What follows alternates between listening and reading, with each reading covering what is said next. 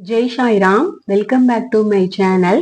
மனிதர்களை துன்பம் ஏன் துரத்துகிறது அப்படின்ற பத்தின பதிவு தான் இதுல இப்போ நான் ஷேர் பண்ண போறேன். என்னோட சேனலுக்கு தொடர்ந்து சப்போர்ட் பண்ணுங்க. மறக்காம லைக் பண்ணுங்க, ஷேர் பண்ணுங்க, கமெண்ட் பண்ணுங்க, சப்ஸ்கிரைப் பண்ணுங்க. மறக்காம பெல் ஐகானை கிளிக் பண்ணுங்க. மனிதர்களை துன்பம் ஏன் துரத்துகிறது அப்படிங்கிறதுக்கான சீதை சொன்ன ஒரு நீதி தான். அதை தான் இந்த பதிவுல ஷேர் பண்றேன். நமக்கு ஒருவர் துன்பம் விளைவிக்கும் போது நாம அவங்களிடம் ரொம்ப கோபமா பேசுவோம், பழிக்கு பழி வாங்கணும் அப்படின்னு நாம நினைப்போம். ஆனா அது ரொம்ப தவறான செயல். நமக்கு ஒரு துன்பம் ஏற்படுது அப்படின்னா அதற்கு காரணம் பாத்தீங்கன்னா முழுக்க முழுக்க நாம் முன் செய்த வினை பயன் தானாமா. அதனால நமக்கு ஒருத்தர் துன்பம் விளைவிக்கும் போது நாம் அவரிடம் கோபம் கொள்ளாமலும் பழிக்கு பழி வாங்க நினைக்கவே கூடாதாம். எவ்வளவு பொறுமையா இருக்க முடியுமோ அந்த அளவுக்கு நாம பொறுமையா இருக்கணுமா. அசோகவனத்துல சீதை இருந்தப்போ அவளை அரக்கியர்கள் பலர் பயங்கர துன்பப்படுத்தி இருப்பாங்க. அதற்காக சீதை அவங்களிடம் கோபம் கொள்ளவே இல்லை. மிகுந்த பொறுமையுடன் ரொம்ப சகித்து கொண்டுதான் இருந்திருக்கிறாங்க. தனக்கு நேரிடும் துன்பங்கள் எல்லாமே தன் வினை பயன் காரணமாகவே ஏற்படுகின்றது அப்படின்னு ரொம்ப உறுதியா அவங்க நம்பியிருக்காங்க. ராவண சம்ஹாரம் முடிந்த பிறகு அசோகவனத்தில் இருந்த சீதா பிராட்டியிடம் விவரம் சொல்ல வந்த அனுமன் பிராட்டியை வணங்கி, தாயே, ஸ்ரீ ராமபிரான் வெற்றி வாகை சூடிவிட்டார், ராவணன் மாண்டான் அப்படின்னு அனுமன் சீதை கிட்ட கூறியிருப்பாரு. அனுமன் கூறியதை கேட்டு மகிழ்ந்த சீதை, அனுமனே, நான் முன்பொரு முறை உயிர் துறக்க நினைத்த நேரத்தில் நீ எனக்கு ஆறுதல் கூறி என்ன காப்பாத்தின.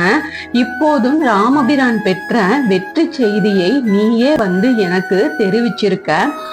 ஏற்கனவே உனக்கு நான் சிரஞ்சீவியாக இருக்கும் வரத்தை நான் உனக்கு கொடுத்துட்டேன்.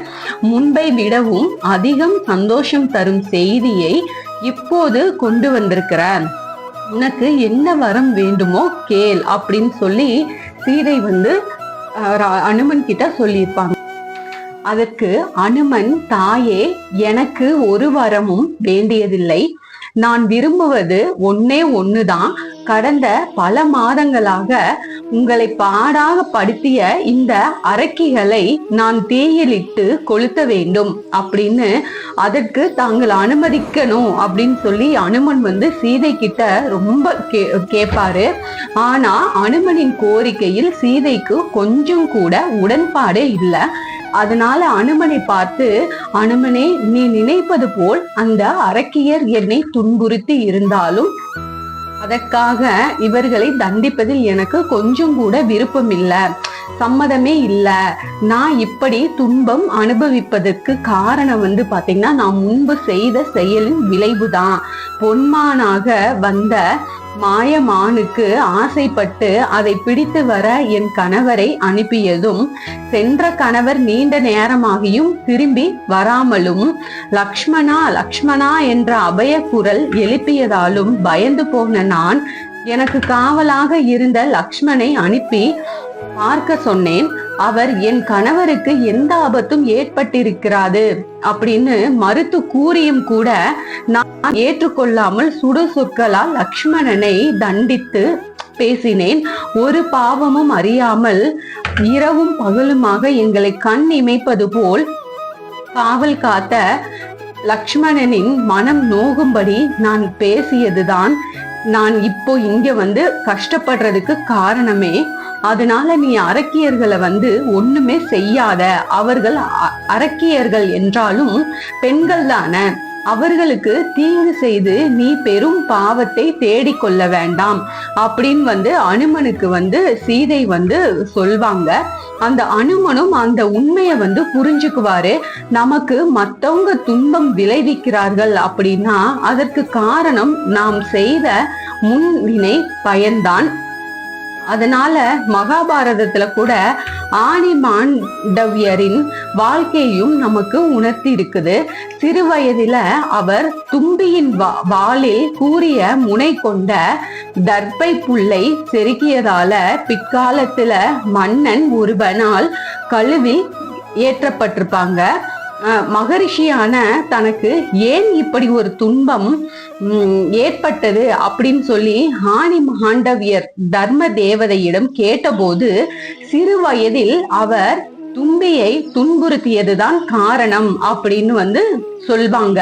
இதைதான் வள்ளுவ பெருந்தகை பிறர்க்கின்னா முன்பகல் செய்யின் பிற்பகல் தமக்கின்னா தாமே வரும் அப்படின்னு சொல்லி அறிவுறுத்தி இருப்பாங்க.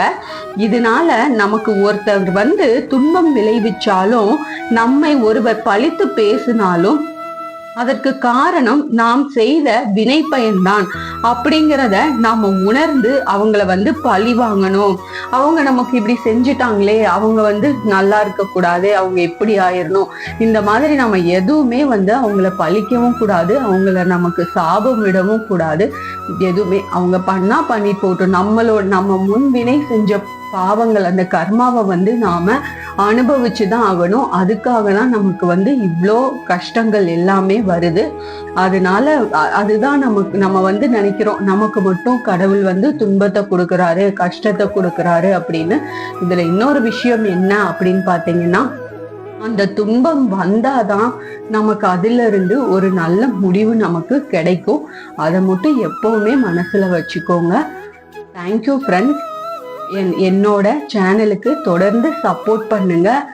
மறக்காம லைக் பண்ணுங்க, ஷேர் பண்ணுங்க, கமெண்ட் பண்ணுங்க, சப்ஸ்கிரைப் பண்ணுங்க. மறக்காம பெல் ஐகானை கிளிக் பண்ணுங்க. இது போல ஆன்மீக பதிவுகள் உங்களுக்கு நான் எப்பவுமே நிறைய கொடுத்துட்டே இருப்பேன். Thank you friends. மீண்டும் அடுத்த பதிவில் சந்திப்போம்.